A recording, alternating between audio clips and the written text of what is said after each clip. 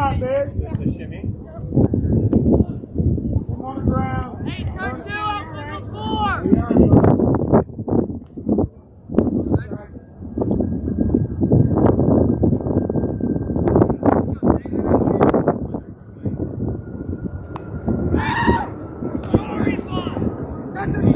Let's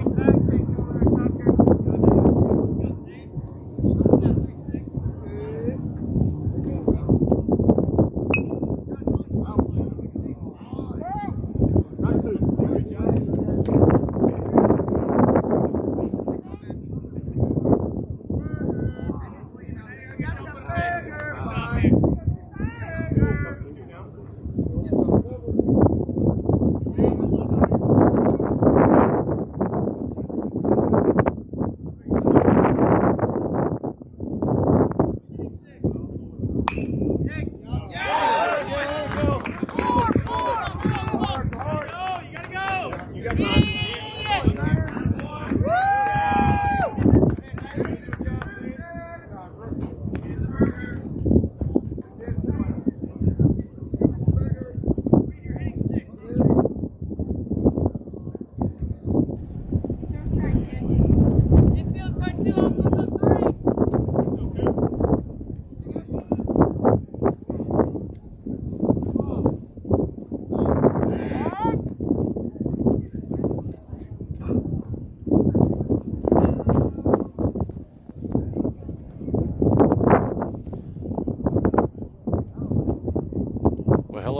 Everyone out there, this is Robert Lee for the MacNSeitz 15U baseball channel on YouTube. We are coming to you live today at the Super 15. This is the consolation bracket. We're going to have a doubleheader coming up for you today.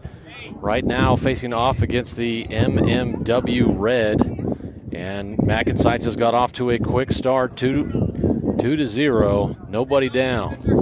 So right now, Cooper Harvoth waiting as there is a mound visit right now by the opposing coach.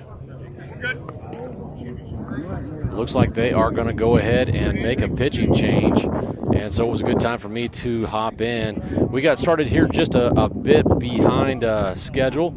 I went ahead and went live, even though our camera positions and everything were not quite ready for you, but wanted to make sure that everybody could at least follow along and track where the score was going. And so again, a pretty good start. I'll take just a quick moment here and go over that starting lineup for us today. Leading off for MacNSeitz is number 4, Alex Kilman. He started off with a triple, a good gap hit over to left center. And so the ball came in just a bit slow on that relay, and Alex Kilman took advantage. So nice job for him to kind of get things rolling. And then he's followed by number 5, Bruce Carr. He was able to go deep in the count and ended up with a walk. And then he was followed up by Boston Townsend. Boston ended up with a single. That left runners on second and first. And then actually, and I back up just a moment, and Kilman was actually able to score on a pass ball during that AB. And then after that, Zane Valdez came up and had a nice, tried to lay down a couple of bunts to move some runners, and wasn't able to get those into fair territory, rather. And so after that, hard hit ball to the right side, got through the infield, and now we are runners on the corners. So Lee into courtesy run for Harvoth over, not Harvoth, but for Boston Townsend. So he's on base over at third, and Valdez on first. Harvoth waiting, and it looks like warm-ups are just about done. Have to go back in here and take a quick look at the MMW performance. thus far in the Super 15. And we've got quite a bit of wind. Ketch doing a good job moving laterally, keeping that ball right in front of him. These guys look a little bit smaller. They might be, I wonder if they're, no, it is a 15U team. So let's take a look here. MMW 15 white. So it looks like they've got a number of teams that are participating in the Super 15. And Harvoth so far being very patient and nothing to hit. Starts off with a 2-0 count.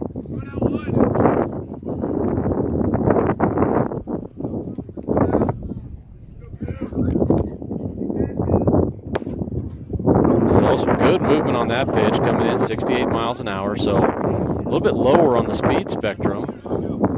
And without great velocity, you definitely need to have good movement. Saw some there, but we've got another warm one today lined up, and very thankful for the shade that we do have. Harvoth now on a 3-0 count. But a fair amount of wind today, and so you're going to see some of that net coming in and out of your picture. We do the best we can with the facilities and obviously the environment. And 4 pitches, 4 balls, and probably not what MMW was looking for on a pitching change. Sometimes tough to come into those situations as a relief guy. Got a couple of guys on base, and you got a lot of pressure to try to get things down. I could just see the pitcher right now talking to himself, telling him to just calm down. But he steps up onto the rubber, of course, working from the stretch. That is the bases loaded, and now number 21, Reed Satterwhite at the plate.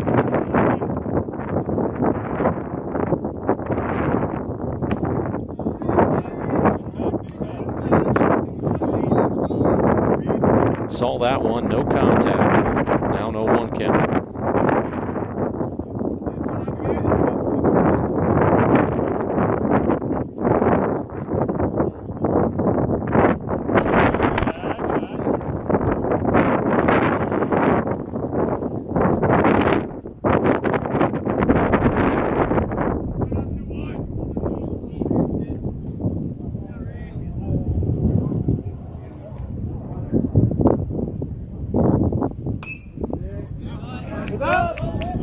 Satterwhite fouls that one out, left side, out of play. And now 1-2 count. So still nobody down. Runners pretty conservative on their base leads. Obviously nobody wanting to get doubled off on a line drive, anything like that. Ball in play, this one up the middle. Second baseman's able to get his glove on it. Oh. So Satterwhite with an RBI on a fielder's choice. Now 3-0 in favor of MacNSeitz. Definitely a close play out there at second. Second baseman had to go to his right, covering quite a little bit of ground, didn't field it cleanly, and finally tossed it over, and just barely in the nick of time got that out. Runner goes, and no throw down.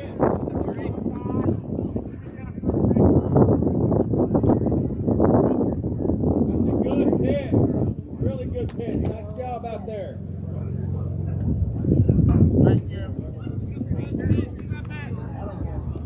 So pitch working some of his off speed here early. Seeing a lot of encouragement coming from the fans.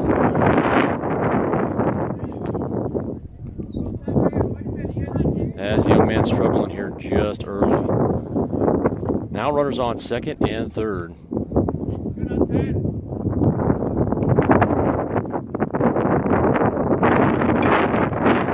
Ball in play. This one's a high pop up. Center field looking for it. He's able to collect that one, but a tag comes down, and Zane Valdez. So that was Sebastian Wingrove with the sac fly. And now 4-0 in favor of MacNSeitz. So 2 quick runs, but also 2 quick outs. And now 2 down. Runner on second base.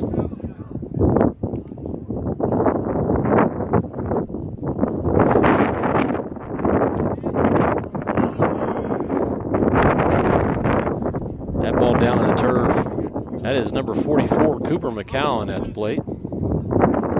Standing right there on the chalk lines for the box.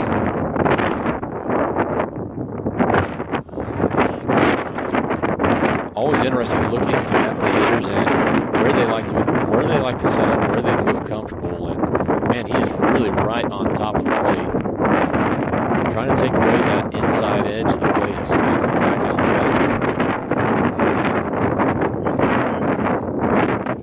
You got to think as a pitcher, man, are you going to give up that inner half of your plate the entire time you're out there working on the bump? But McCowan owning it right now.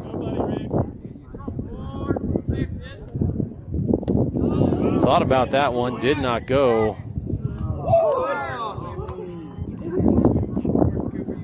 And I must have had my count wrong. That's now 3-1.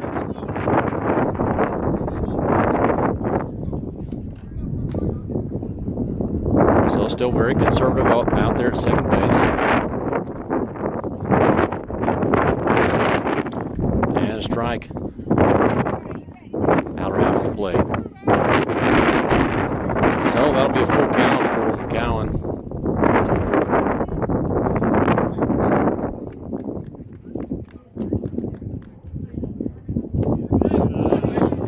And he draws a walk right there.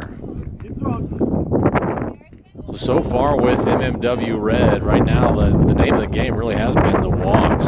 So we have had a couple of nice hits. Obviously that triple by Kilman to start. And a good one by Townsend, and then followed up by Valdez.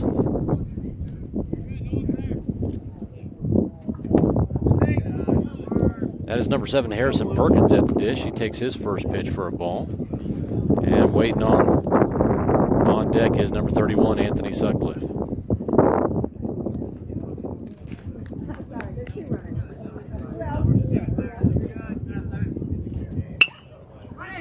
Rolls over on that one. Goes down that third base line, but foul. And now 1-1 count. So once again, folks, we will do our best to make some of these adjustments on our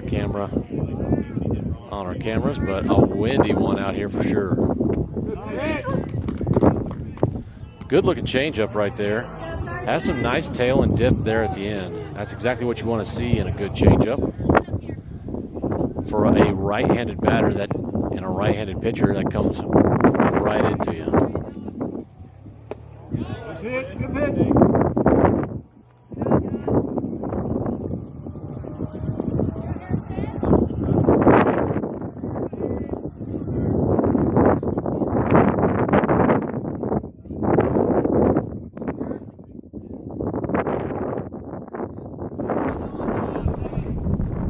So getting just a little feedback here. A little chopper over there to third, and he simply steps on the bag for out number 3. So good half inning for MacNSeitz. And trying to adjust some of these mics. We'll try to adjust some of these cameras real quick here in between innings. Thanks for tuning in, folks.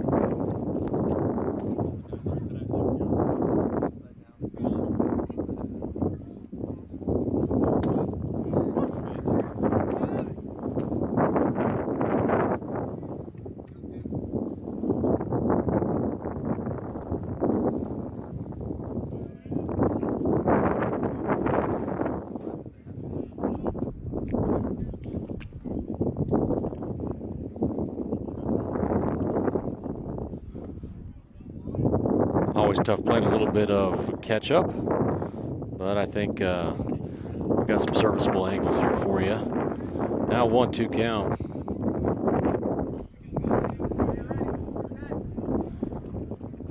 This is Cooper Harvoth working on the bump for MacNSeitz today. I think Lee was the scheduled starting pitcher, but got scratched. We were just a couple of minutes late here to the ball field. Little chopper, this one over to third. And he's up for an infield single. Yeah, but Lee got scratched on the start there because he's a couple minutes late to the ball field. That's totally my fault. And, you know, we got the late addition to a second game. I didn't have all the proper equipment that I have to try to bring you guys the game, so I made the mistake of trying to get that equipment around, and we were just a couple of minutes late to the ball field. And so it's just kind of a team rule, right? And so everybody, regardless of who you are, have to show up and have to be on time. I got to imagine that'll leave a lasting impression. But certainly my mistake. So it looks like he won't be in the lineup for this first game. And we'll see if he's able to make his way into the lineup for the second game.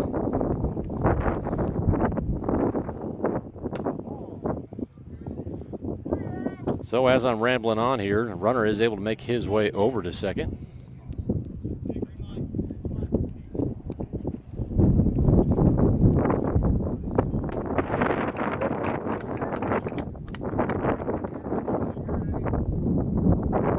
And I'll keep trying to work on that wind sound in the background for you guys. Townsend doing a good job keeping that one in front of him. Saves that runner on second from advancing over to third. And, of course, something that you're always looking for in a good catcher. Being able to not just give up any specific base. But that's 2 on here early for MMW.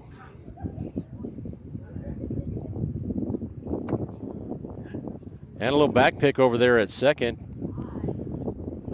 Runner back up safely, but just kind of putting it in that runner's head. Hey, he's willing to throw, so don't get too far off base.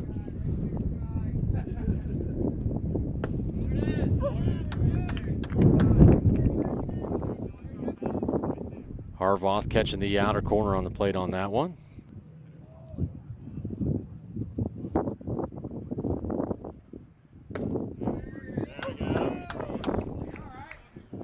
Hitting that same spot. Got to imagine as that hitter, you're going to be looking to protect right now. Down in the count. Harvoth with a good idea right there, trying to continue to work that outside part of the plate. That one obviously away, trying to get him to chase. No avail right there.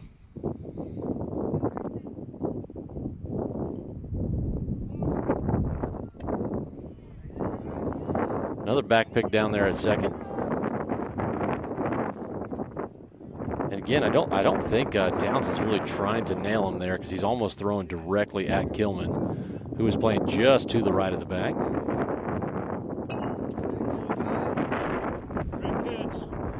And Harvoth coming back on the inside there after working that outer half of the plate. Found a good spot, but give credit where credit's due. Batter was able to battle that one off. Runners go. And a pass ball, but it is also a ball 4.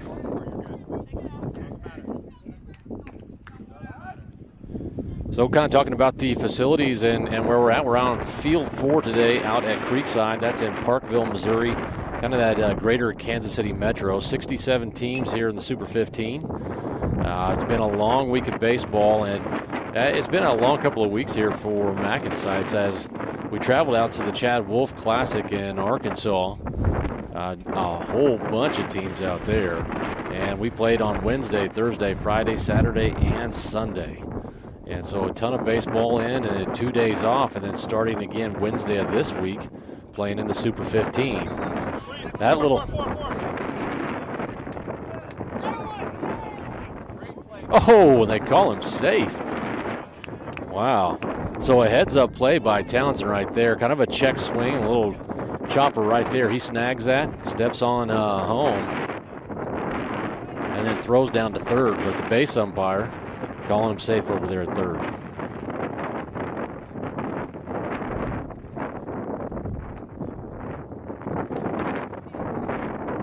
I do. I just haven't had time to set any of it up. Yeah.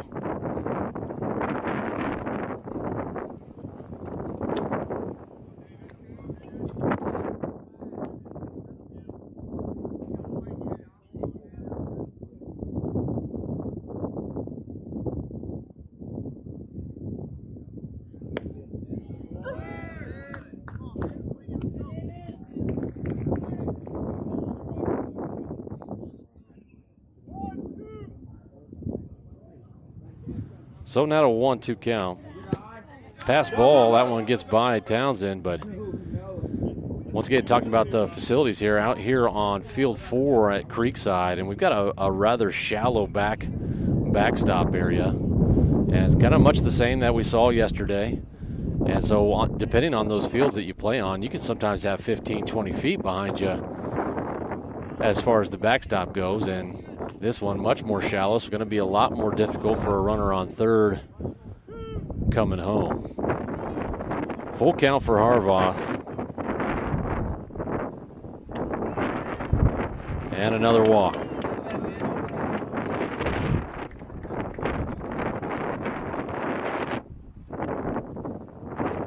So Coach Jake Sawyer calling timeout and walking out to the mound for a quick visit. Harvoth typically in the few showings that we've seen him so far this year and the very short summer season has very consistently been able to pick his points, hit his spots. And I tell you what, even with the walks and everything like that, he still seems like a cool cucumber. So just a quick visit, maybe a couple little pointers. Obviously, Jake Sawyer, a pitcher himself, out there at William Jewell College.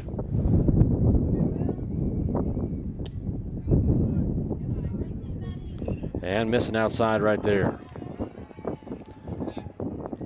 So obviously with a 20-minute early start and all that, I was not able to get a lineup from that opposing MMW Red.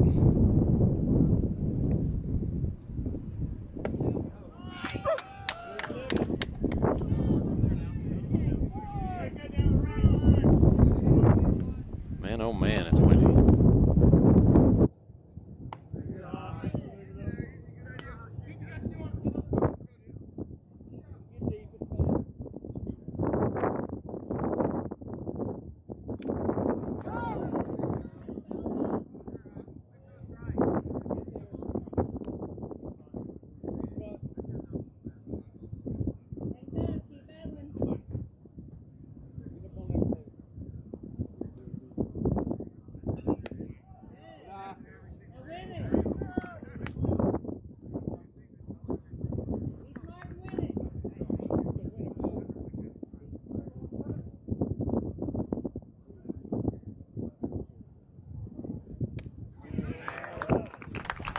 So Harvoth with a strikeout to end the inning, but not before MacNSeitz, or before MMW is able to get on the board.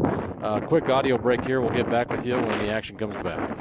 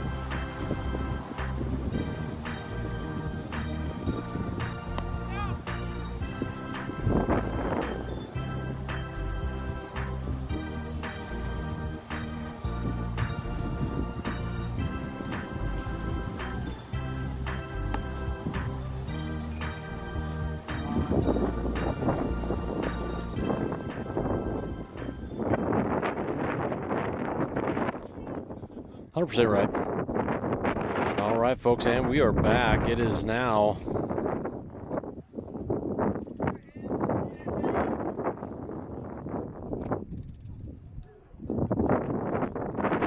top of the second. We've got number 31, Anthony Sutcliffe, up at the plate.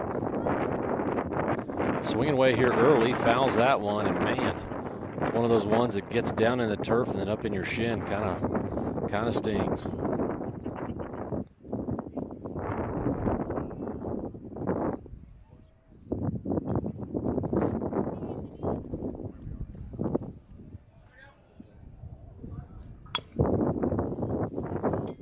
So some good movement again on that pitch, coming in just at 66 miles an hour. And Sutcliffe fouls that one, this one down the left side.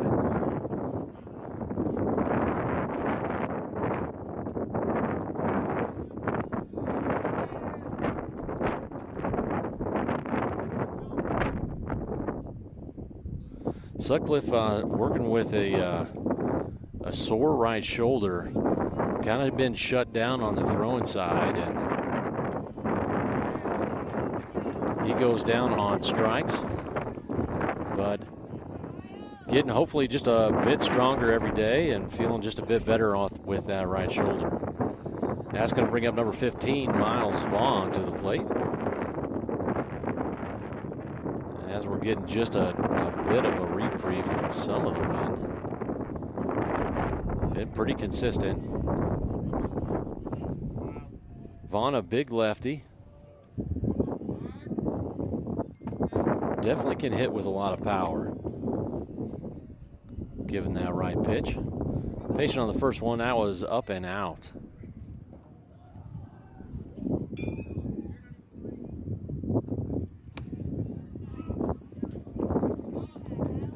And that one with a close miss, 2-0.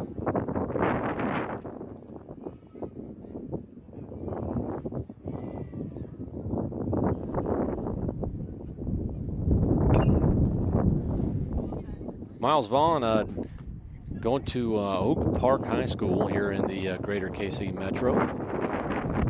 Came over to MacNSeitz from the Prodigy Baseball Academy, another quality club. Happy to have him here with us as he takes another pitch for ball 3.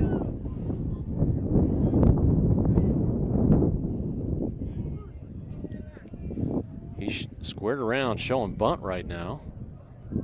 Draws back, and that'll be ball 4. So could be a long day at the ballpark here with a number of walks here in the first 2 innings. And MacNSeitz already back at the top of its order. Number 4, Alex Kilman. He takes the sign from Coach Jake Sawyer and now steps into the box.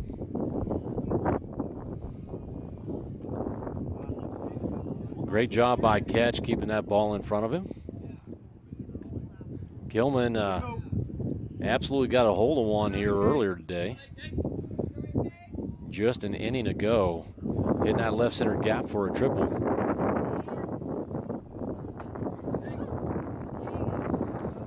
Takes one for a strike call there, as Ketch hops up quickly and looking down over at first.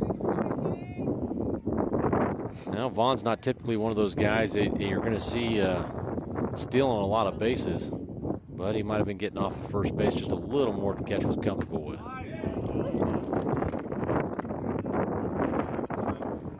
So that one catching the outside.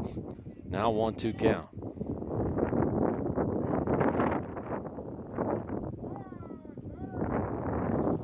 And Kilman disrupting the timing for pitch just a minute as the plate umpire awards him timeout.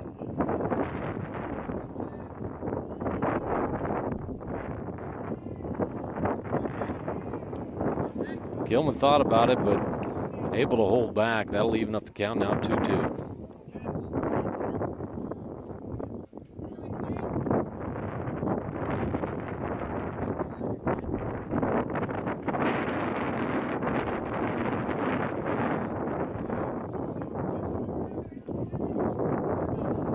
Nothing to hit there, and that'll make it a full count.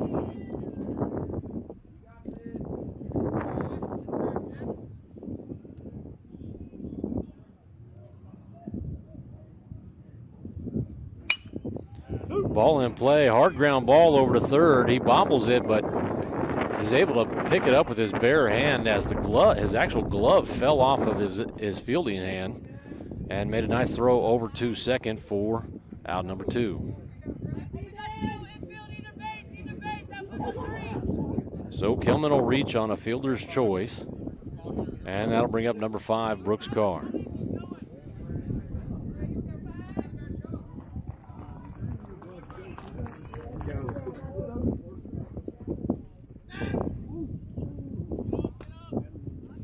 Pickoff attempt, and if that had been a better throw, that might have been a little bit of closer play. But as it was, bouncing off the turf and glancing off the glove for first baseman.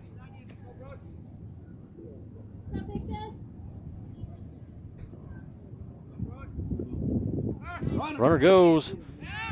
Looked like a pitch out, but Kilman is up safely.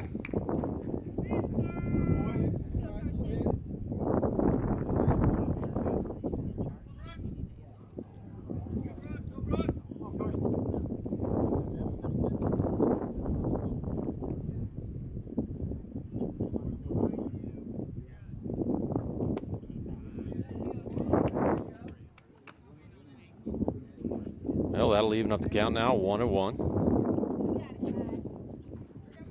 This is to Carr. Kilman is on second, and waiting on deck is Boston Townsend. With 2 down, he's over there in that on deck circle with his legs still on. And I do mean his catcher's equipment. Hopefully his legs don't fall off. And Carr takes a strike on the outside corner. Too good here.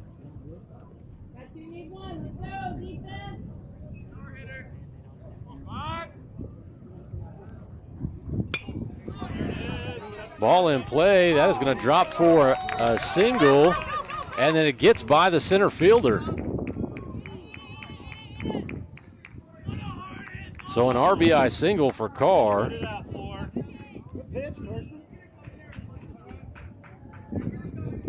As that center fielder is not able to handle just that ball as it came down just in front of him, rolled right past him. And so Kilman able to make his way across home plate.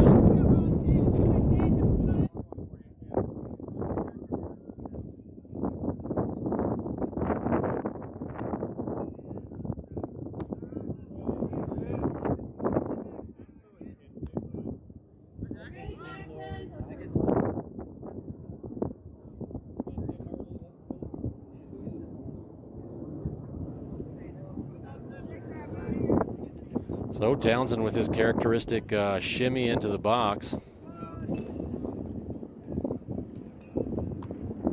Takes that one down to the turf. Will even up the count now, 1-1. Takes his sign from Jake Sawyer over there, coaching on third.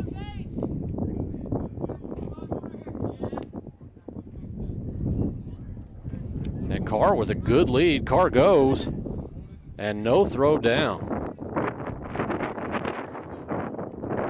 So Carr not exactly considered a speedster, but had a really good lead and got a great jump, and no reason to make that throw.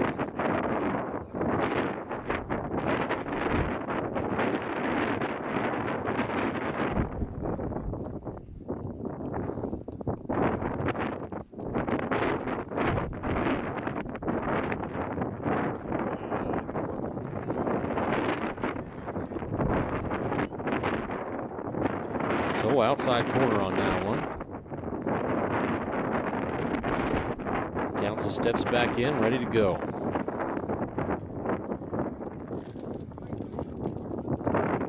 Home plate umpire awards a timeout. And some visible frustration on the pitcher's part. During that timeout, standing up out there on the hill with his hands on his hips.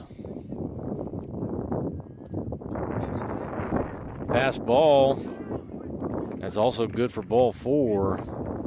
And a runner will advance from second over to third.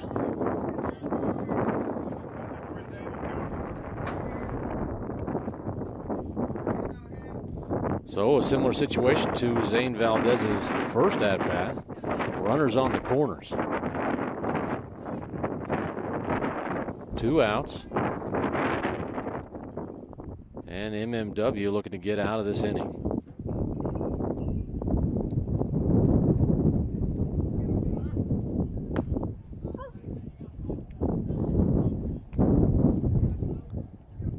So very consistently finding that movement.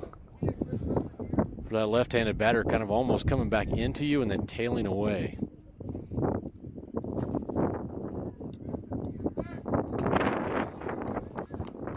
Valdez is able to foul that one off. Runner was going, but he'll have to make his way back over to first.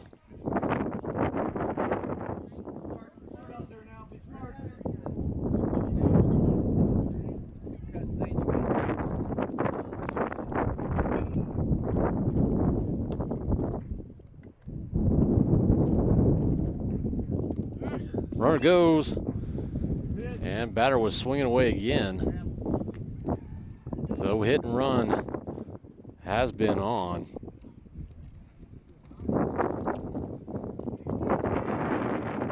It's courtesy runner Lee over there for Townsend, getting his steps in today. High fly ball, left side. And that gets down. One runner will come across, looks like 2, and Valdez with a 2 RBI double.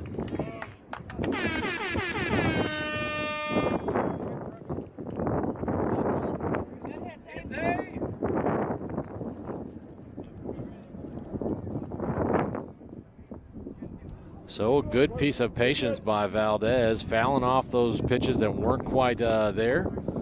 And finds himself a good one to drive. Would have been a stretch play. I thought the outfielders did a good job making their way out to the ball, but looked like a glove got on it. Was not able to bring that in.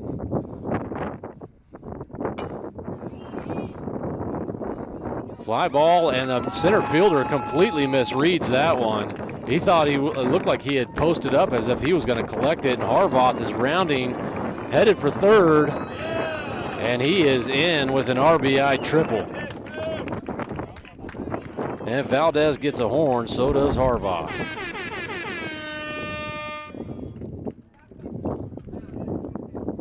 So with a team that at times has struggled with some offensive production, really rolling here in the first 2 innings.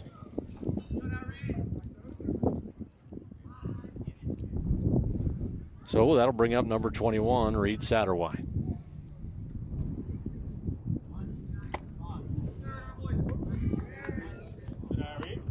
Patient on that first one for ball 1.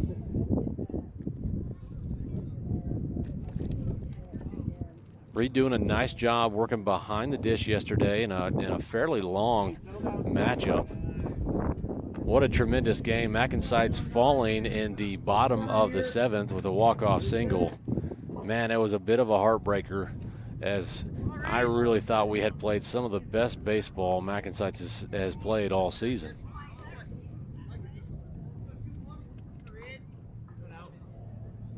There you go. There you go. Memory. So a generous strike zone, but very consistent. Working that outside portions of the plate, and we're seeing this both with righties and lefties. Feel like home plate's doing a good job there being consistent. And it is a generous strike zone, so you got to be swinging away.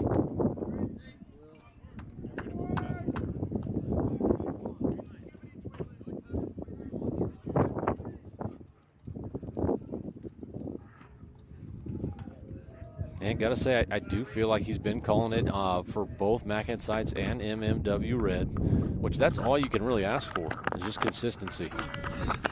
As Satterwhite takes that pitch for ball 4, and he'll earn a free one over to first.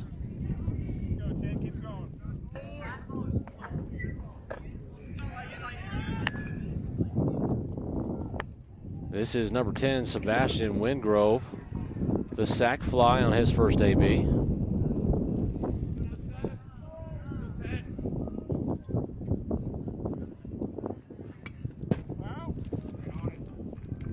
And very consistently, we're seeing MacNSeitz on the run from first.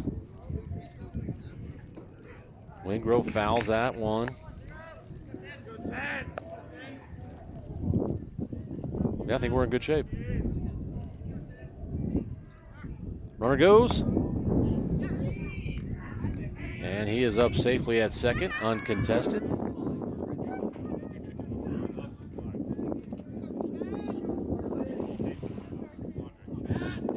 So that'll put runners on for MacNSeitz at second and third, 2 down. As Wingrove fouls back another one.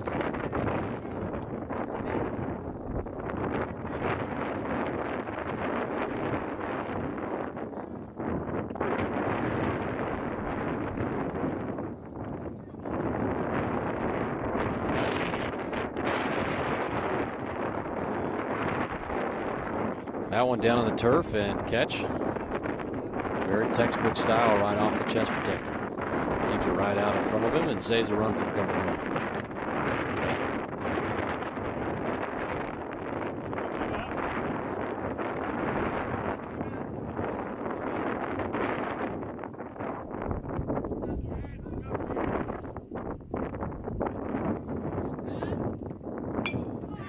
Hard hit ball, this one right side. It's going to get down. And that'll be good for an RBI. A 2 RBI single.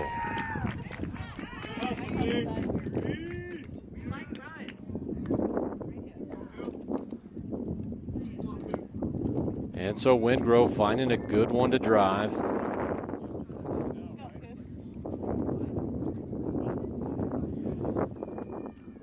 And that ball getting in from the outfield just a bit slow, and MacNSeitz is able to take advantage, bringing another one home. Fly ball, this one should be handled by center. And that'll do it for us here in top of the second. MacNSeitz with some great run production right there. We'll go on a short audio break, folks. Thanks again for joining us here on the MacNSeitz 15U YouTube channel.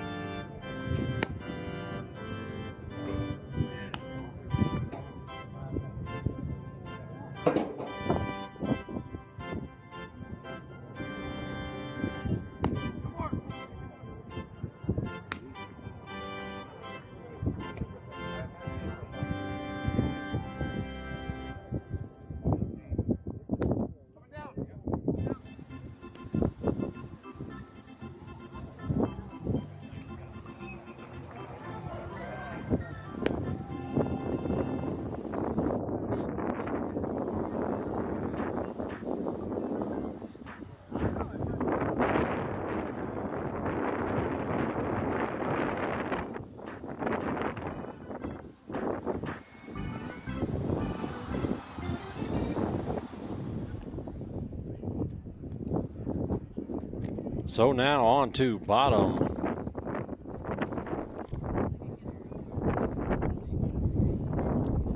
of just the second inning. So a couple of long ones here for us to start.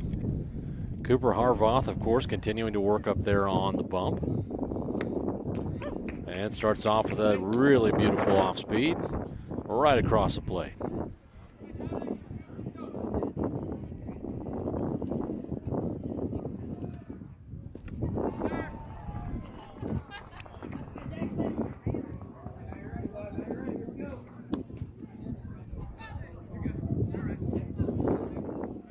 So Harvoth kind of had standing up there with his right hand out. Maybe kind of questioning where that last pitch was, but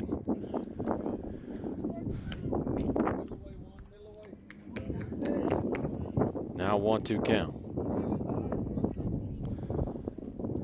Joining my flat commentary this morning, or afternoon rather, is my better half, Delana Lee. Hello. Hello. How are you? It's so windy, so hot. I'll only be on here a few minutes. Your usual partner in crime is over capturing high-definition video of batters. He said he'll come back for the second game because, believe it or not, we have another game after this one. But I did want to send a shout-out to Ryder Vota, who is, I believe, at home watching the game, recovering. Tough little dude. Suffered a collarbone injury yesterday after running to first base and taking a tumble, and then as a mama, your heart hurts the whole time he's on the ground. And watching his dad come out there, it brings tears to your eyeballs. But I sucked him back. I was real proud of myself for not crying. But I did get a little misty-eyed. I'm like, gosh darn it, Ryder. Oh, it sucks getting older. Cried everything. Anyway, I hope he's doing better today. Well, I tell you what, we will definitely be missing Ryder in the lineup. He's done a great job for us out there at shortstop, and of course, anywhere we've put him out there in the field. Had a great day at the plate yesterday, and had another really strong hit and a great opportunity to do something as he just streaked out of the box. And I don't know if it was that foot that just planted a little bit funny on the first base as he was running that one through. And man, he really kind of hit the ground hard. It was tough to see how much pain he was in, but sounds like he's going to be in pretty good shape. Wasn't a total break, and we're going to just be wishing the best in speedy recovery. Watching Ryder now for a couple of different seasons, and always been an instrumental part of the team. I think he's tough as nails. They said 4 to 6 weeks. I'm betting he'll be back in 1 week. No, I'm kidding. 4 to 6 weeks is a lot better news than what it could have been. So hopefully he's got his pain under control, sitting at home, and hopefully he's in some flippin' air conditioning without 30-mile-an-hour gusty winds too. On the couch with a Coke and some chocolate or something fun like that. No doubt, and so MacNSeitz makes quick work of MMW Red with a ground ball over to second right there. And so a couple of strikeouts for Harvoth and a nice ground ball, and that'll do it for us in bottom of the second. That'll take us over to top of 3, and leading off in that top of the third is going to be Harrison Perkins, followed by Anthony Sutcliffe. So a quick audio break here, folks. Once again, thanks for joining us, and I really appreciate that. Shout out to Ryder Vota.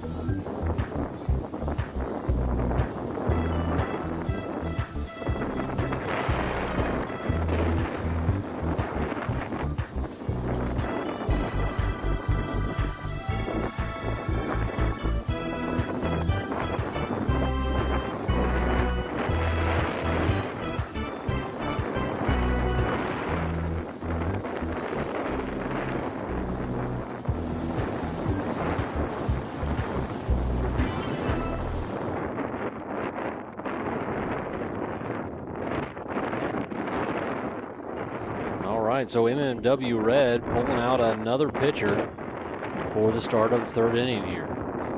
We talked about that quite a little bit yesterday about some of the strategy pitching-wise and how once you get on into games 5, 6, and so on, the pitching rotation can be a little bit tougher, and you can end up with guys that don't oftentimes pitch, having to get up there and try to get some outs for you out there on the bump.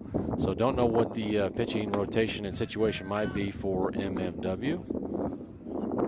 But I know MacNSeitz, we're looking a little bit thin on those arms as well. But right now, Harvoth doing a great job on the bump. So far, Perkins with not a lot to hit. And showing some good patience. Waiting on deck is number 31, Anthony Sutcliffe. Well hit ball. That's going to be down for a single right up the middle.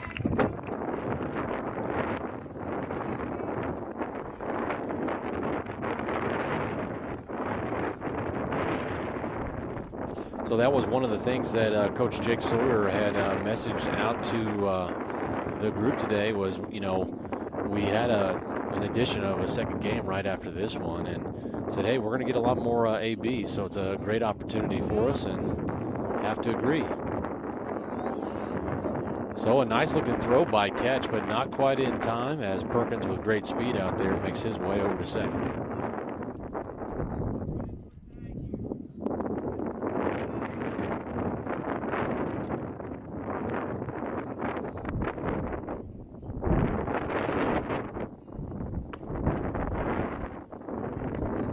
Big cut right there. No contact.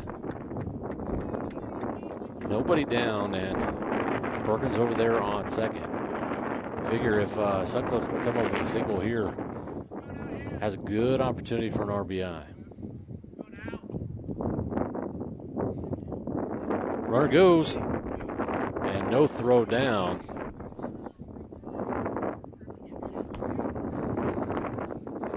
So Perkins with 2 stolen bases.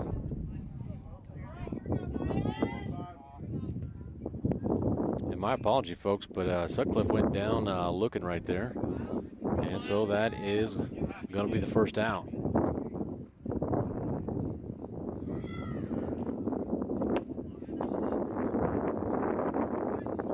Catcher continuing to work hard back there behind the dish. Really moving left and right. Trying to keep that ball in front of him.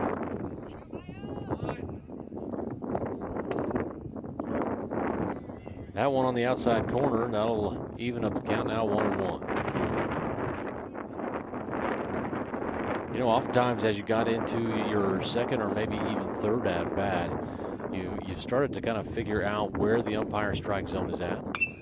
Every one of them just slightly different. As Vaughn fouls this one off deep left side, kind of out in no man's land and nobody able to get there. But as you learn those strike zones for each of those umpires, it's an incumbent upon you to make those small adjustments as a hitter. And so consistently calling those outside corners, the generous strike zone.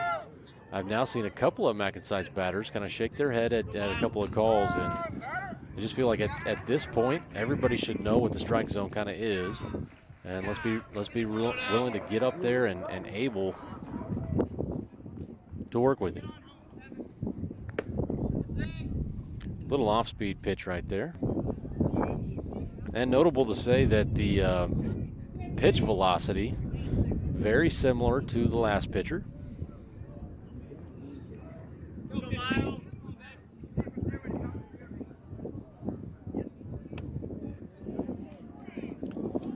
And Miles Vaughn will go down swinging.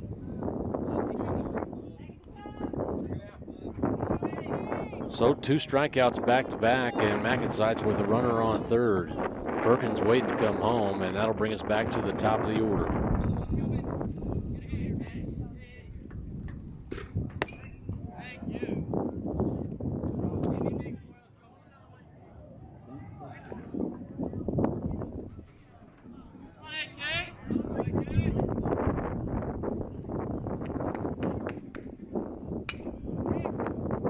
Little chopper over to third, but foul.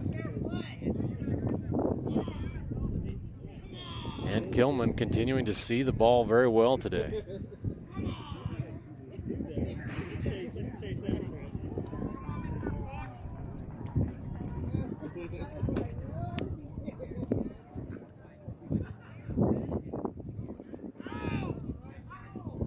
was talking with his mother, Heather, at one of the team dinners while we were down in Arkansas.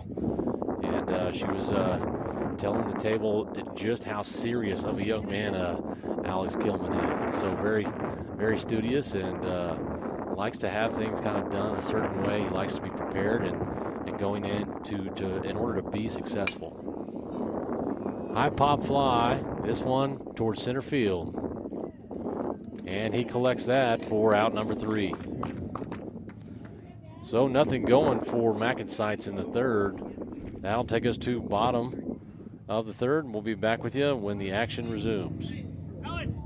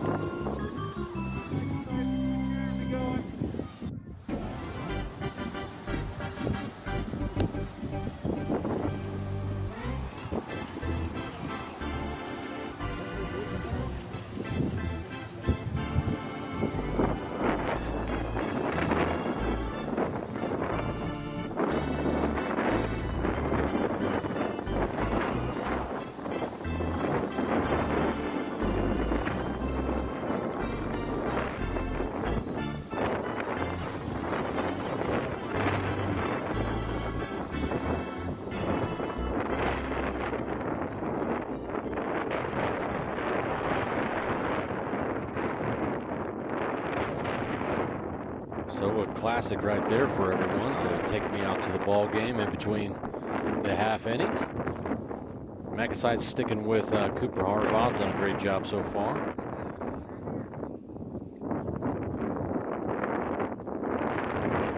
I think defensively, I don't know that we went over our defensive positions, but of course that's Harbaugh up there on the mound for MacNSeitz. Boston Townsend working behind the dish for this one.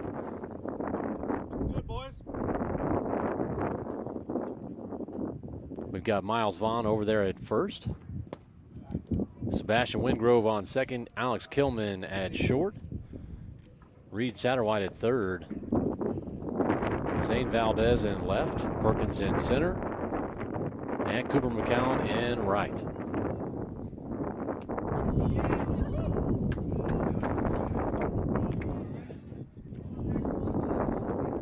So a couple of quick ones for Harbaugh here.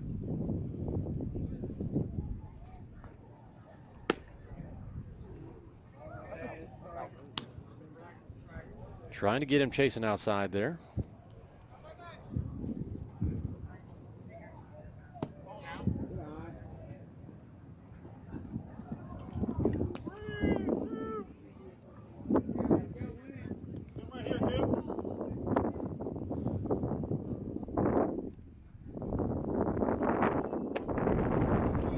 And that one gets away from Harbaugh for a leadoff walk.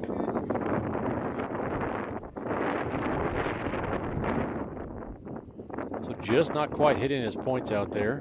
Really working that outside. Good discipline by the batter, not chasing anything out there.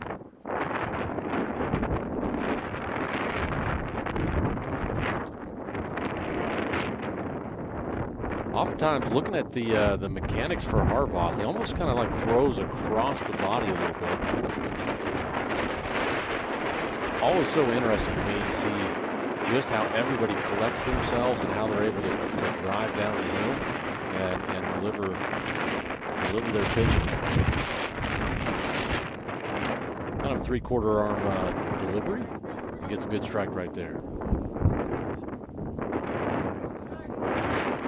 Ooh, a close pickoff attempt over there at first.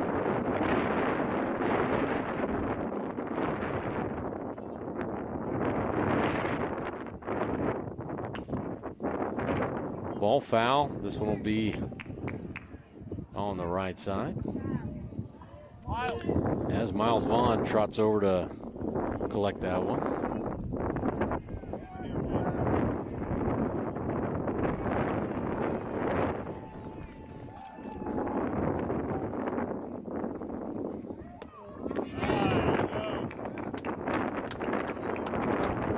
And so Harvoth with another strikeout.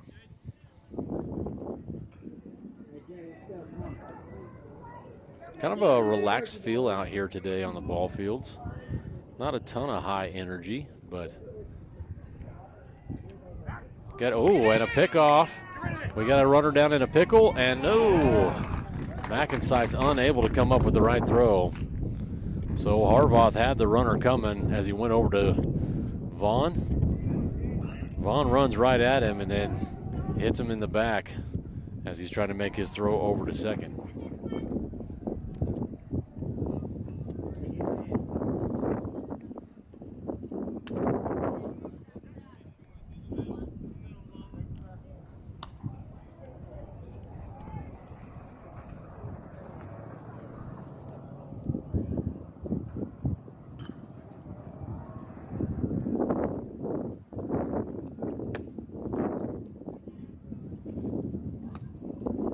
Well, that last one will even up the count now, 1-1.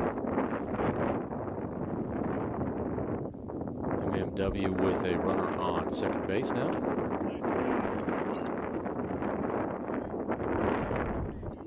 And now 1-2 count.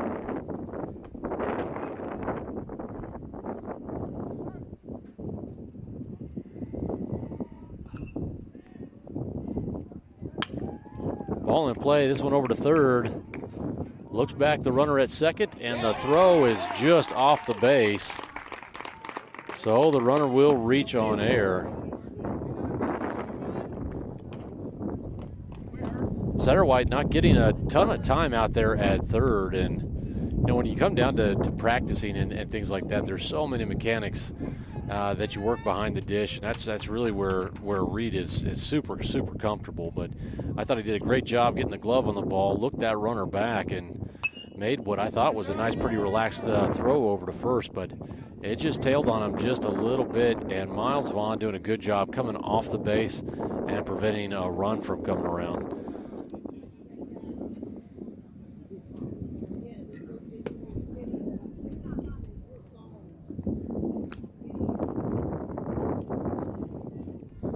Talked about that a little bit in our broadcast, I think, yesterday with, you know, where you're at on first base, and so important for you to keep that foot on the bag. But man, if you don't and a ball gets away from you, it can really be very costly. And so Vaughn doing a great job coming off when he needed to.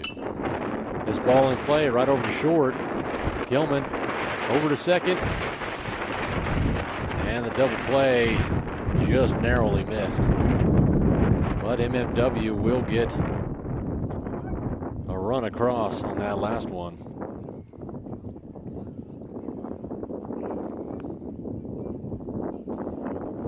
And now Coach Jake Sawyer wanting to talk to the base umpire, presumably about that runner making some contact out there at that transition for that double play. Base umpire not really having any part of it, and so the meeting is quickly adjourned.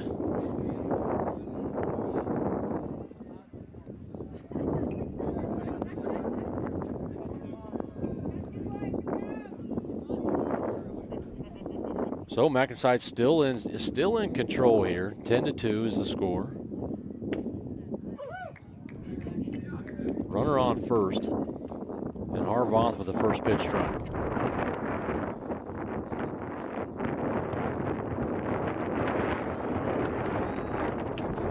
Swing and a miss, and batter now down quickly in the count, 0-2.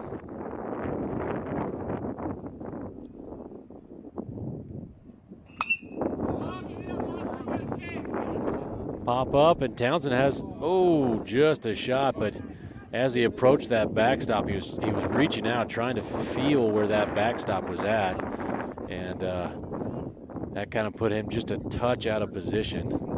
It's a little unusual here. So you've got kind of like the concrete right up there about just above waist height, and then above that is just netting. So as he was reaching out, trying to feel his way, his hand was just coming into no support on that netting. But Harvoth finishing things off with a strikeout right there. I think that's third on the day for him. And that'll take us to top of the fourth. Back to you when the action returns.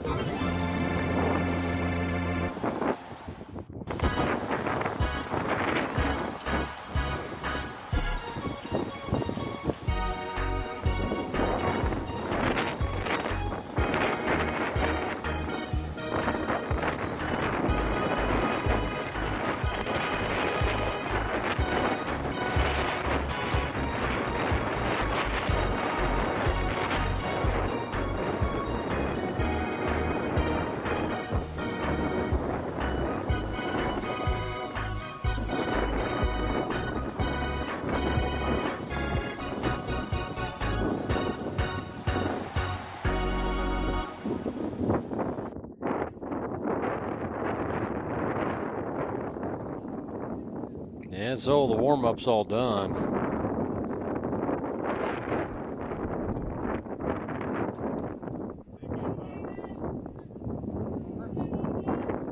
Good to go.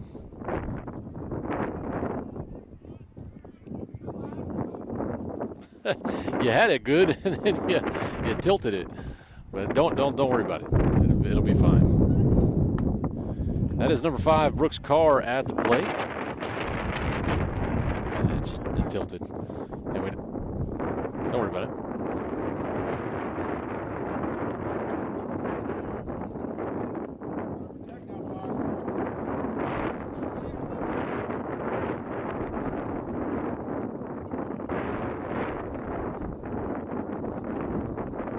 So Carr with a quick timeout there, steps out of the box and resets.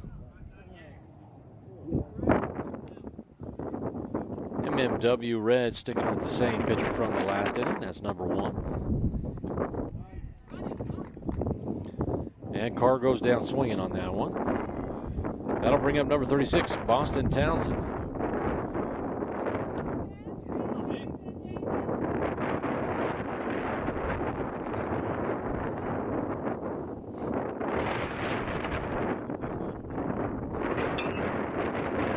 Hard hit ball, this one right over to third. Not a great throw, but they are able to get Townsend.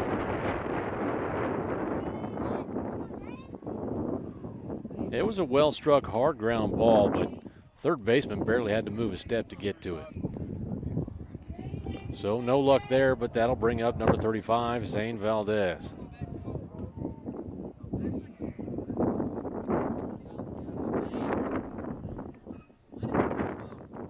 Zane starting off that first inning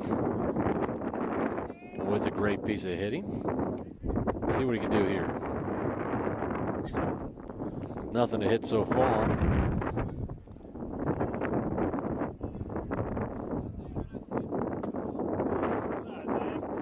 So 3 pitches, 3 balls, and Valdez is looking for anything to hit.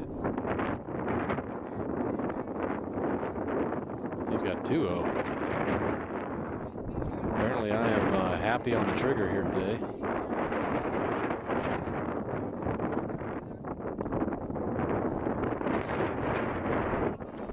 And this one's going to be good for a single. Valdez doing a great job reaching out over the plate there. And I don't know what kind of antics are going on right now, but Cooper Harbaugh sent a bat flying back to the dugout.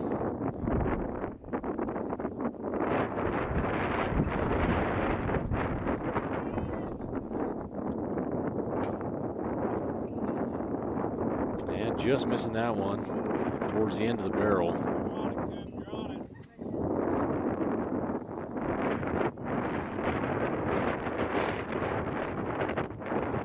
Valdez goes. Ball in play. Oh. And a ton of top spin on that one. 2 bounces, and then it goes over that foul line. And Harvoth will have another opportunity at the plate.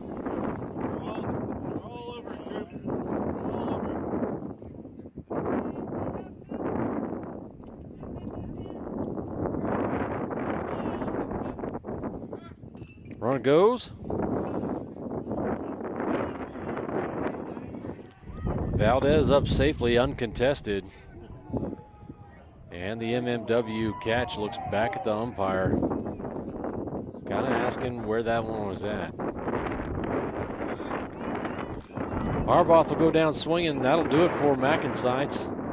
And top of the 4th, a quick one. Score now still 10-2.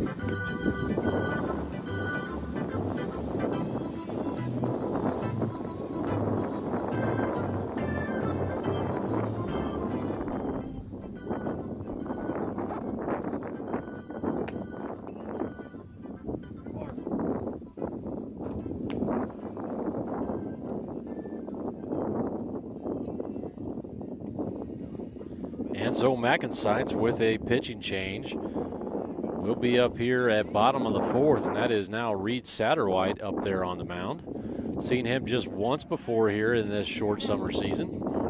Did a good job coming in against a pretty tough competition. We'll see what he can do for us here today. And so defensively, Harvoth moves over to 3rd. Kilman still out there at short. Wingrove at 2nd. Miles Vaughn still at 1st. And, of course, Boston Townsend still working behind the dish. McCowan, Perkins, and Valdez remain unchanged out there in the outfield.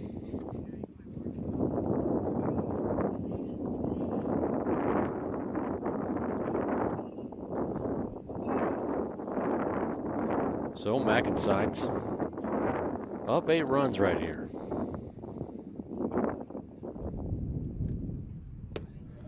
Pretty explosive 1st and 2nd inning. Not much in the 3rd and 4th.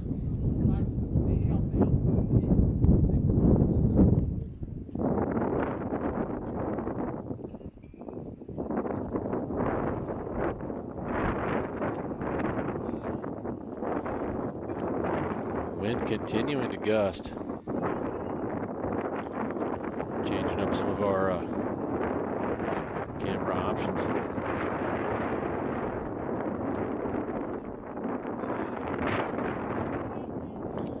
Yeah, a close miss right there.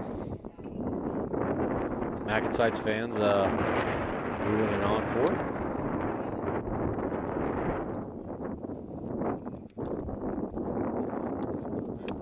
Ooh, good looking pitch right there. And an absolute no-doubter.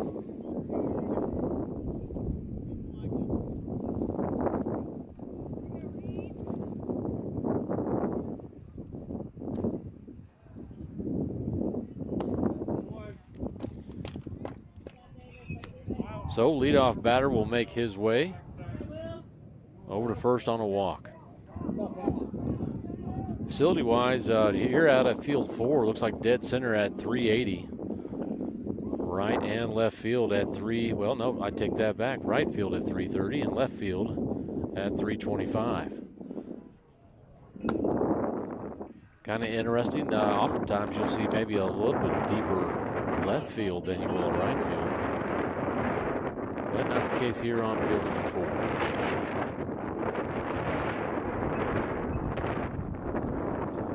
Townsend hops up quick. Letting that runner know he's ready to throw.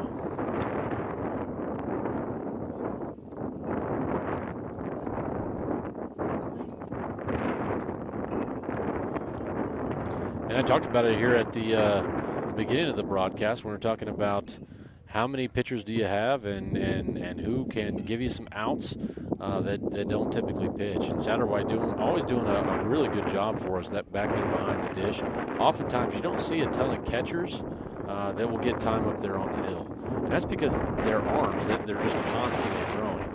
And when you think about in terms of a 7-inning game, if you're standing behind the dish and you're throwing back to that pitch, he's got,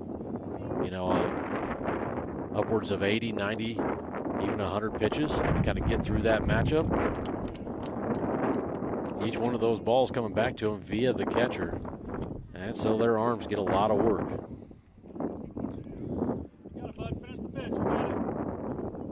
So 2 walks here to start off for Satterwhite.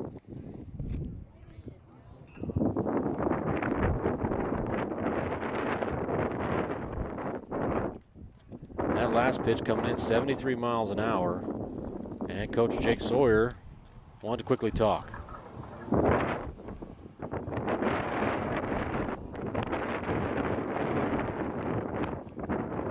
So I don't get the impression he has any intention of taking Satterwhite out. I think he's probably just trying to kind of calm him down and maybe tell the infield what he's seen as far as the base runners and how he maybe wants a ball to be handled if it's put into play.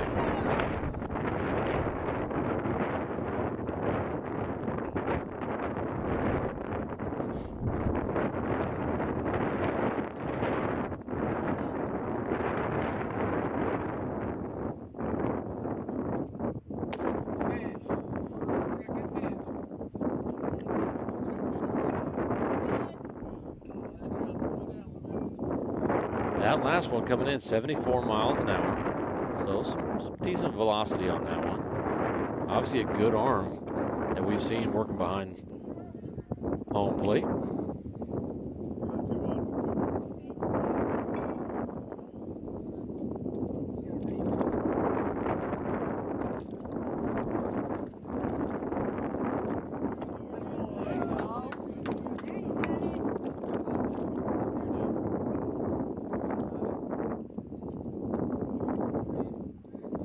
I was talking with Kevin Townsend here just a couple of days ago, and we were talking about that strategy and how do you handle all your best pitching arms, and how do you use some of those other guys to give you some quality innings and quality outs, and trying to make your way through a large tournament field like the one that we're in today.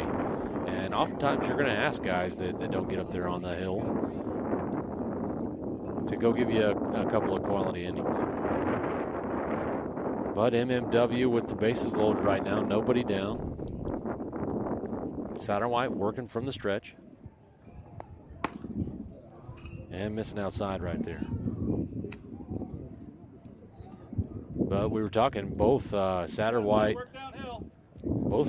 and Townsend working behind the home plate so often as catchers, but fair amount of a chance that we'd see one or both of them this particular weekend. And like I said, Satterwhite in his last outing gave us a couple of quality outs.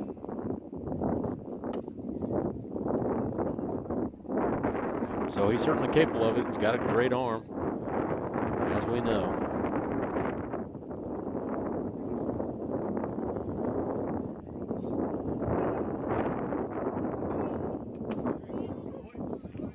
And battling his way back here.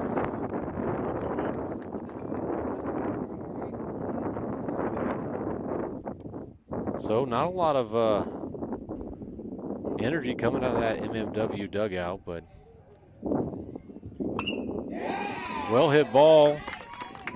Oh, and this one gets by Cooper McCowan. One run will come across. Now two. And a 3 RBI double based off of a error by McCowan.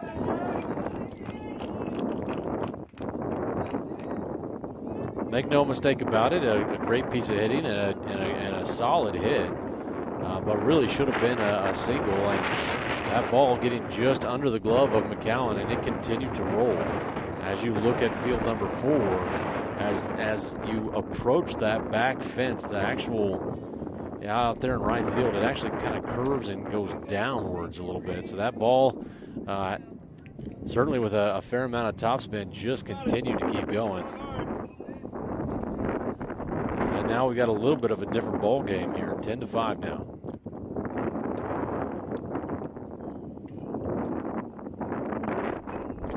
Finish downhill, bud. Finish that pitch.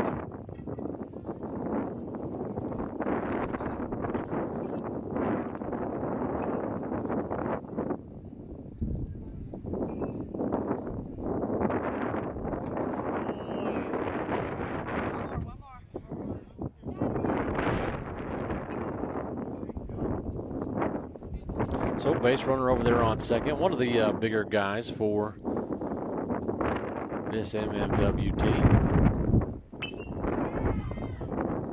Oh, and Sebastian Wingrove almost snags that one out of the air. Right off the glove. He had a running jump at it, but just enough strength on that ball to kind of carry through the glove.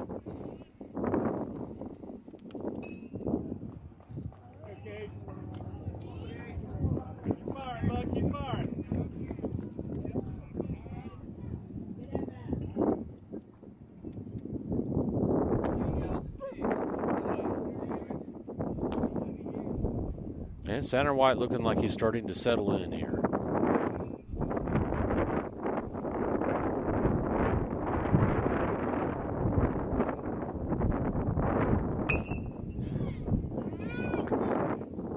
And a line drive. Wingrove handles that one. No chance to double anybody off there, but he was certainly looking for it. Base runner did a great job getting back to base on contact. And that's just one down now for MacNSeitz.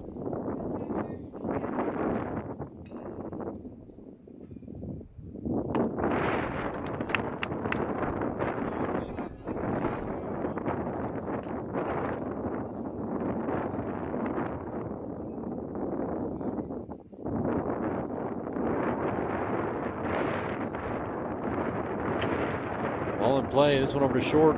Kilman will handle it. And a little bit of an errant throw on that double play attempt.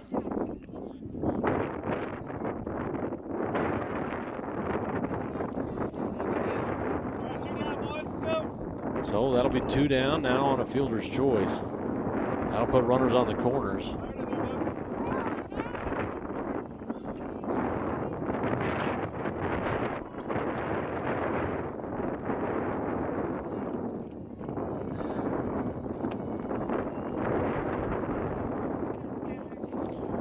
Runner goes.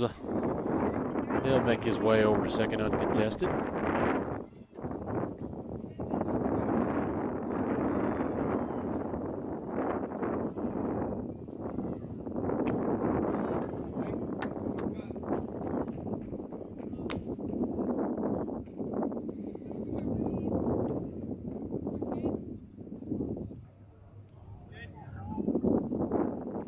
So Satterwhite gaining in confidence right here.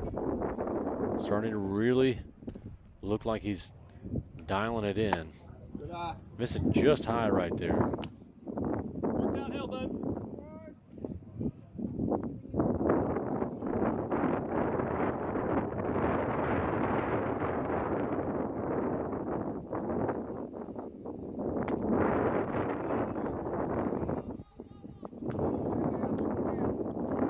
And need to make just a small adjustment there, just bring it down just a little bit.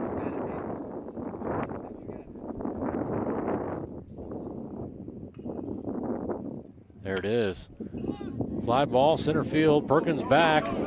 It is over Perkins' head. 1 run comes across, now 2, and a 2 RBI double.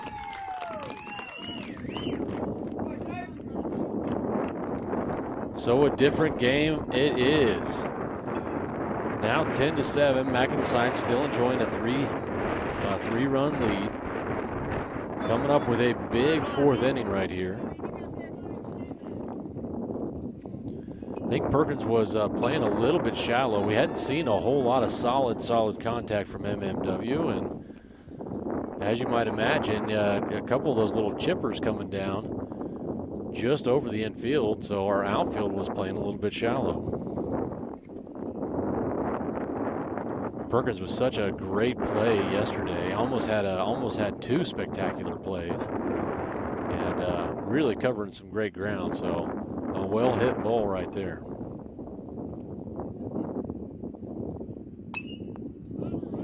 Pop up right side. This is going to be handled by Miles Vaughn.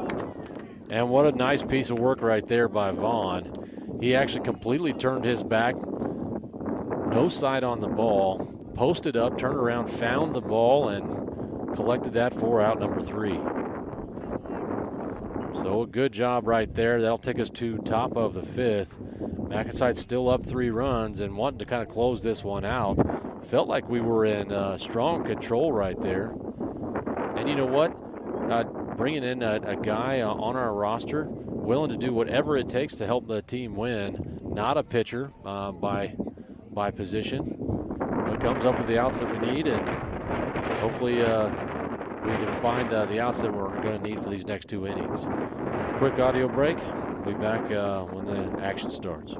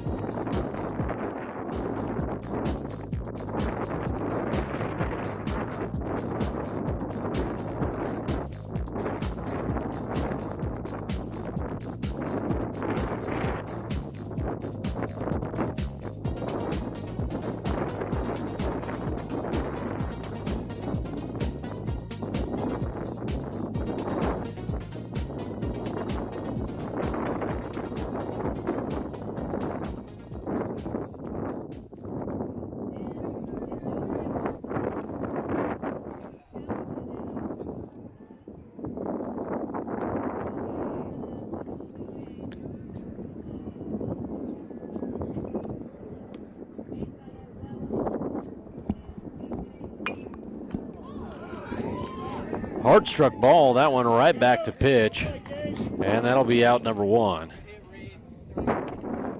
So some good solid contact for Satterwhite, looking to help himself out a bit.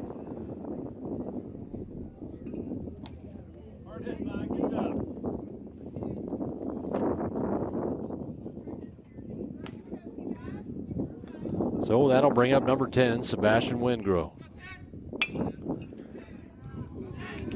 And that's a single through the infield for Wingrove, left side. Nice piece of hitting right there. And maybe a little quicker pace.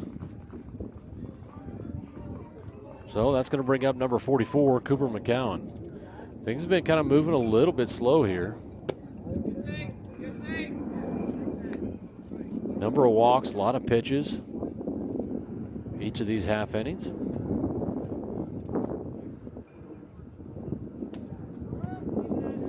That one off the end of the bat for McCowan.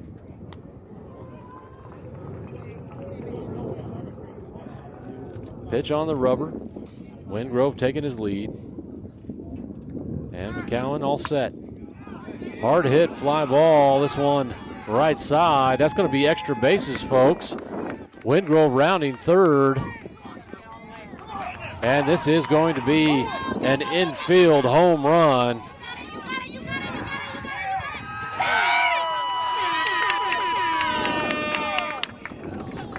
And so some good legs by McCowan right there.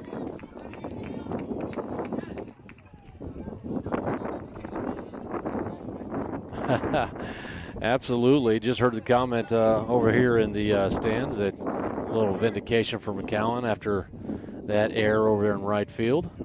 So a nice hit ball right there, and kind of what we've been seeing from MMW, just not the ability to get that ball back into the infield quickly. Hard hit ground ball. This is Perkins.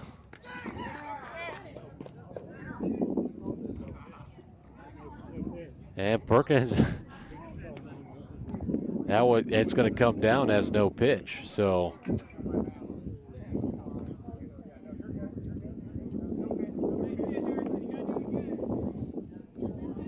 be honest with you folks, I was looking down at the scoring overlay here and kind of missed what happened if there was a timeout called. But so we're starting with a clean count. And that first pitch coming in just a bit high.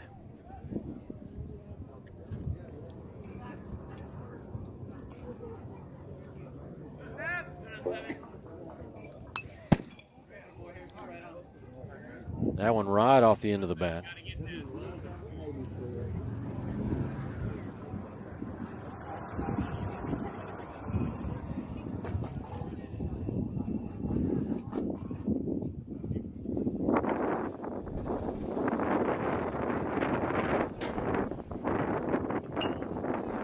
Fly ball. This one has a chance. It will get down. And Harrison quickly up with a stand-up double.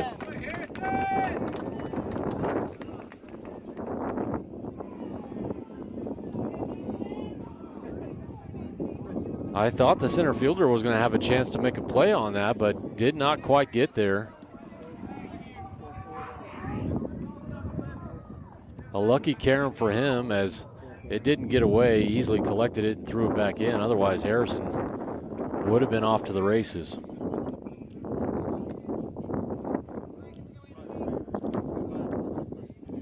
This is Anthony Sutcliffe at the plate.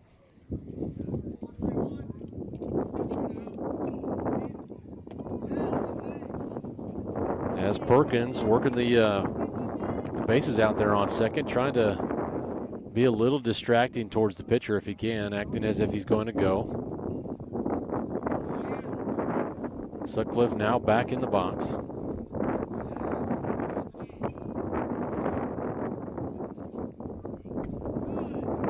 And that one in high.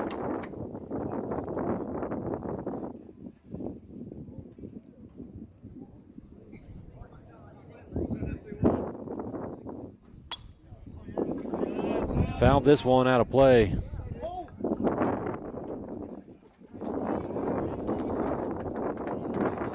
So he'll return to the plate. Working now with a 2-2 count.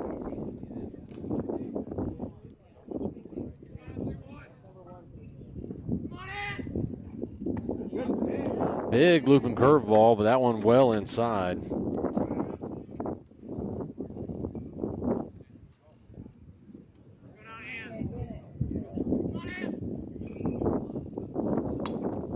Ooh. And a foul down into the turf off of the leg, and that's the second time that's happened to Sutcliffe today.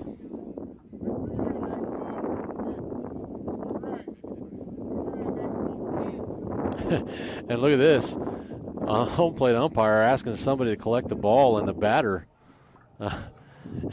actually takes it upon himself to come over there and get it. Not that this is important, but the coach for the other team looks like Bobby Witt Jr. I'm throwing it out there. Wait till you see him again, then you'll be like, oh yeah, I see it. I thought I'd add that important commentary to the game today. Well, Sutcliffe earns a walk right there. That'll put 2 on. Just 1 down. And now number 15, Miles Vaughn at the plate. Yeah, I don't know if there's a Bobby Witt look-alike contest this weekend at the Super 15 or not, but There should be, because I think that guy would win it. he could be a contender.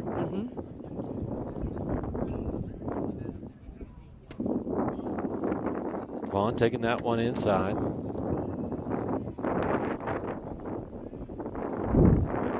So MacNSeitz with a couple of runs this inning. Runner goes. And I was beginning to wonder if Perkins would try to take third, and he tried, but Vaughn fouled off that last pitch, so he'll have to return over to second.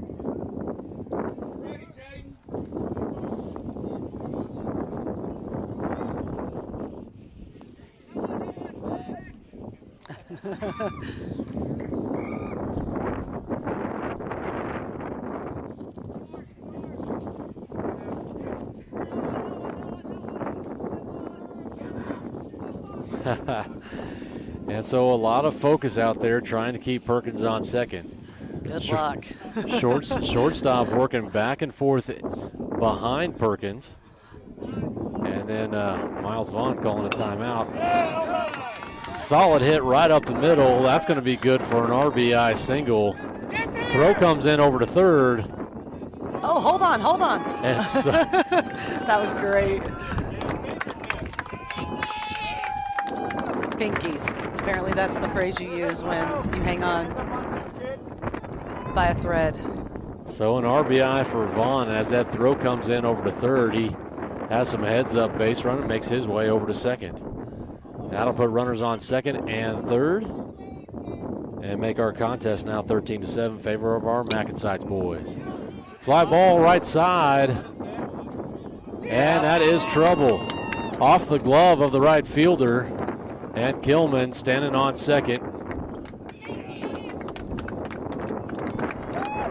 That'll be a reach on air, but We'll take it.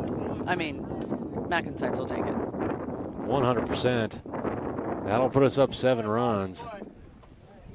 And still now 2 runners on at second and third. Now on number 5, Brooks Carr at the plate.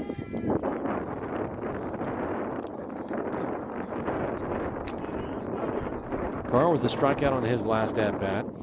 Definitely visibly kind of frustrated by maybe some of the strike calls. Hard hit ball. Oh my goodness.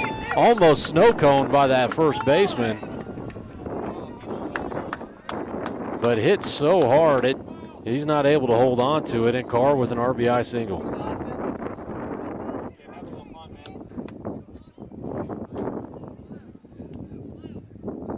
We getting ready to have the shimmy shake in the batter's box.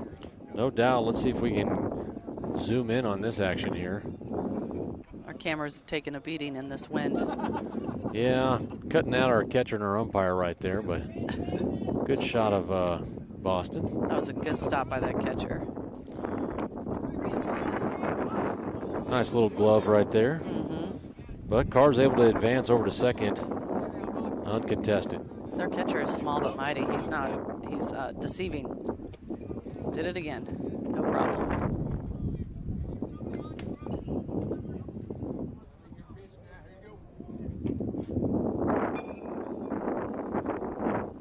There it is. And he's ready.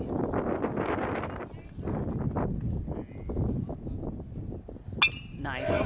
Right up the middle. That's going to be good for an RBI single. Looks like MacNSeitz is sending them, and he'll have 2 RBIs on that one right up the middle. Way to go, Wheels.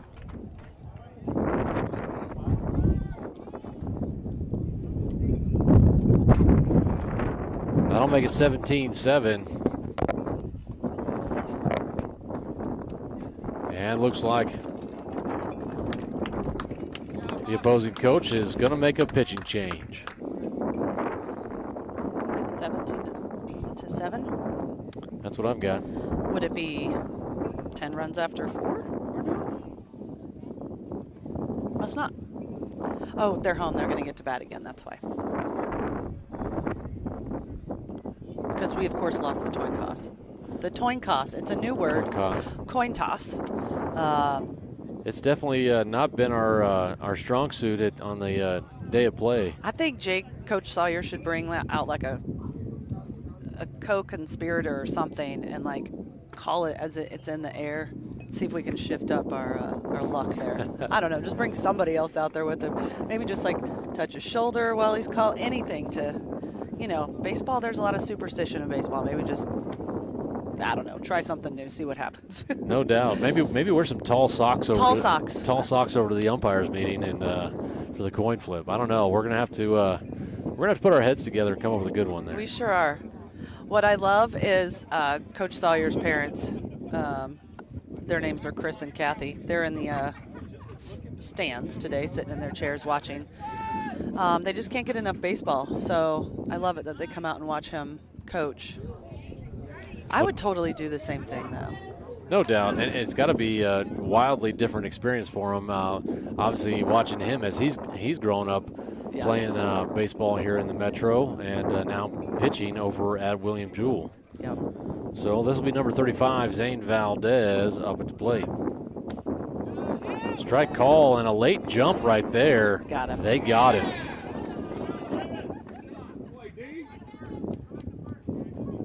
So that was... Parker was going to go into the dugout, but now he's going to be first base coach. That was Parker Simons getting tossed down out there and trying to steal second. And he'll have to take the first base coaching duties for his efforts. That's right.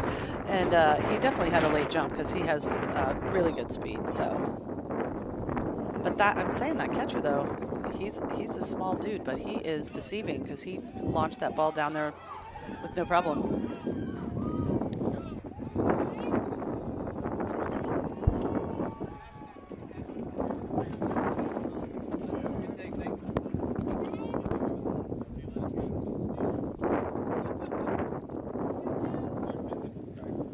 So many different styles in umpiring. This home plate umpire, pretty relaxed behind the dish, seems pretty well experienced. I know as I'm watching, I really appreciate it when I see the umpires showing their hands and giving me the count. He's doing it audibly, and because I'm wearing a headset, I can't hear it. And so nobody running the scoreboard today, but that's going to be 4 balls, and Valdez will make his way down to first. I will say, with this extreme amount of wind today, I'm hoping it blows in some rain clouds because you feel like you should get a payoff from suffering through the wind. Well, I talked about it earlier, and we've suffered through quite the heat last weekend and this weekend.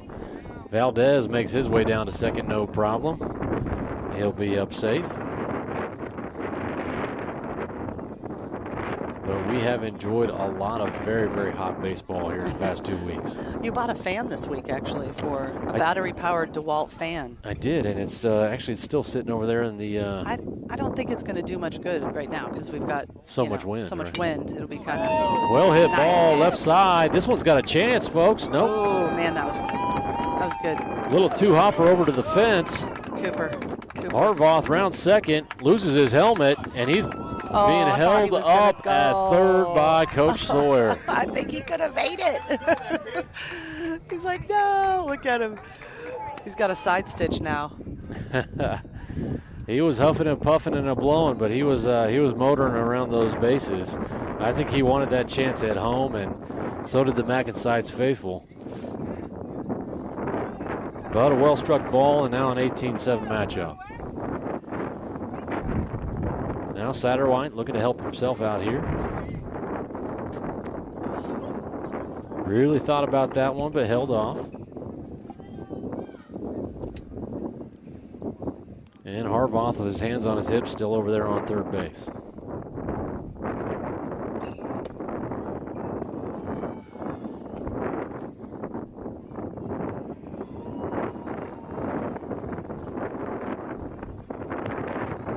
Well, we've got another matchup coming up just after this one. Going to be against the 15U Cavs White. Oh, I laughed. I'm sorry. I shouldn't have laughed. I'm not sure in any way possible how that was a strike, but we'll go with it. It almost hit him.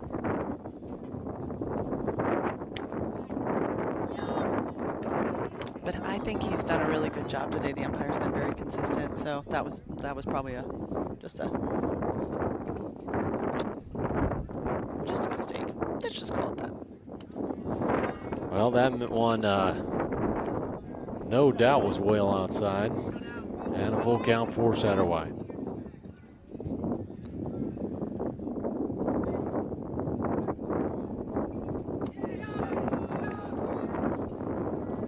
Oh.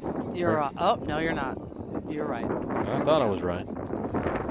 So runners now on the corners, and that'll be for number 10, Sebastian Wingrove. Satterwhite is the pitcher of record, and so Parker Simons maybe another chance to redeem himself as he's courtesy running for Satterwhite.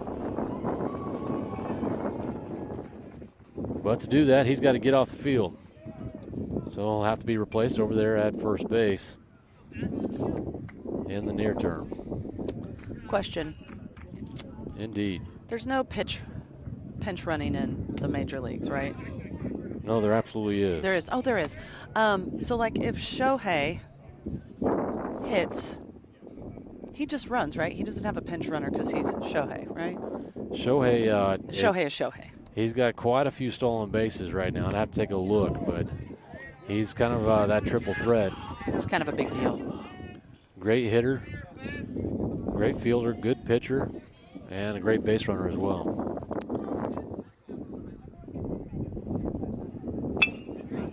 This one's going to get through the infield for a single, and that'll be an RBI for Wingrove.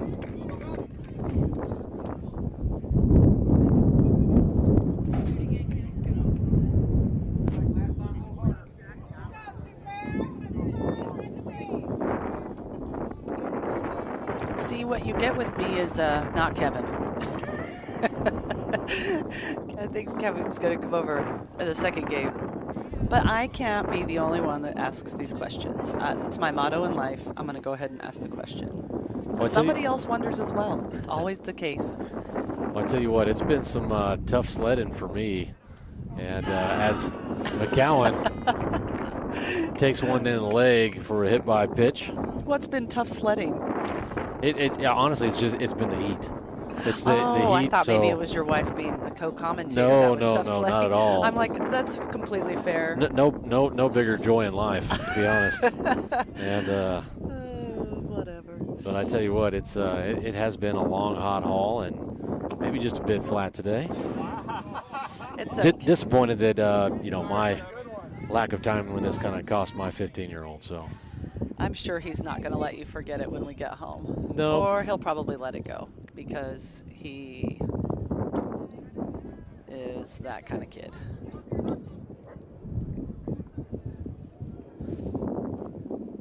It looks like he remembered his neck coolant wrap today, which is good because his neck is getting very red from all the games in the sun. And a wild pitch. Oh. Runners do not go, although. Yeah, coach is not wanting to rack up the points. That's good.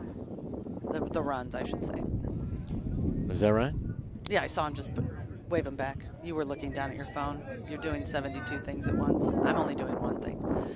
Well, I think that trying to get a mercy ruling right here before going into a second game on a doubleheader would be a good idea. But another wild pitch right there, so 2 wild pitches back to back. What are we doing here, fellas? Okay. I don't And know so Perkins is a little confused on the pitch count there. I think he thought he was drawing a walk. It's only a 2-1 count. And Simons kind of got caught out there in no man's land on the third base side. And the home plate umpire just looks at the guys and is like, it's a 2-1 count. Like, what are you guys doing? Can't blame him for it's your responsibility as the athlete on the field to know what the game situation is, and it's hard to make a good play or the correct play if you don't know what's going on in the game.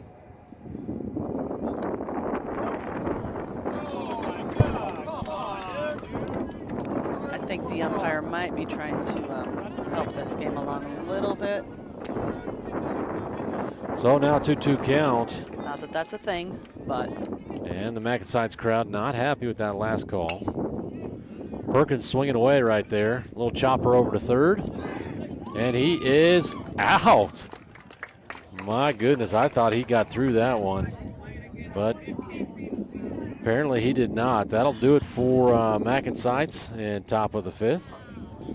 But not before they're able to put a couple more up on the board. This should be the last at bat if we can get the 3 outs without stacking on 5 to 7 more runs.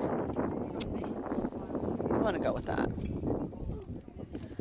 Well, it could be the situation. Satterwhite coming back out there to work on the mound. He started to kind of dial it in a little bit more there towards the end of that last inning. Struggled there early, and as you might imagine, for a guy that doesn't pitch a lot, kind of stayed tough there mentally and worked his way through, which I thought was good. Finish down, bud. Finish down. So we'll be right back with you folks when we're back to the action. How about a little Imperial March? Okay.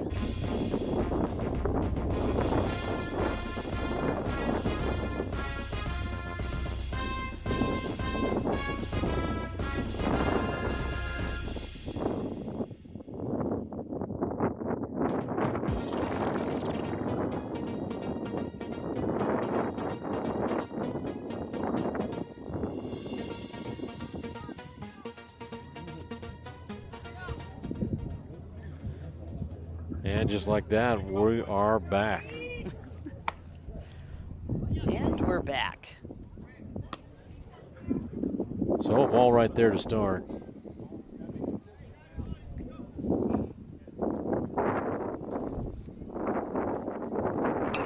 Oh. Well hit ball right side. That's going to be over the head of Cooper McCowan. That is good and in the fair territory. Does a good job trying to get it, but he misses his cutoff. And so they're up with a leadoff triple.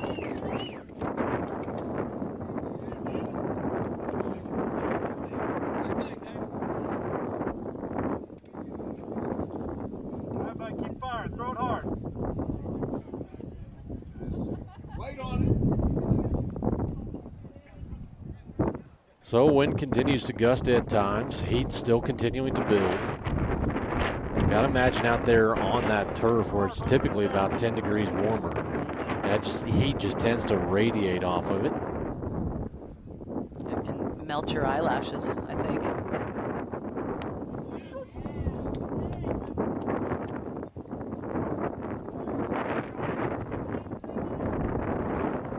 Boys looking relaxed, if not energetic. And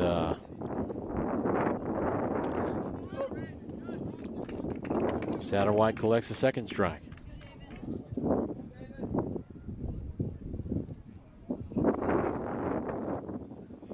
So a little bit tough, I think, position-wise as far as the outfield goes. And Satterwhite with a strikeout. But a little bit tough because we've seen quite a few of those little hits just barely making it outside the infield. And so that kind of draws in the outfield.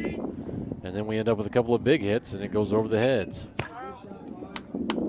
So outfielders finding themselves a little bit out of position at times, but not necessarily due to their own fault. Just due to kind of the tempo of play. That one missing up high.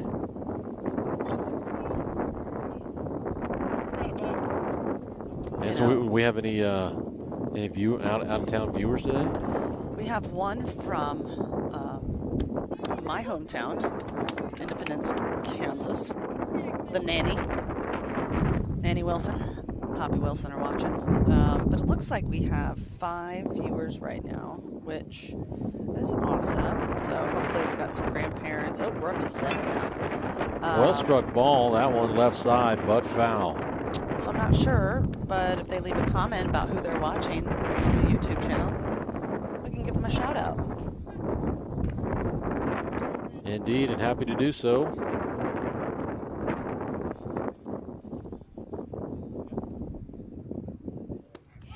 And a strike 3 call. So Satterwhite gets him on an off speed.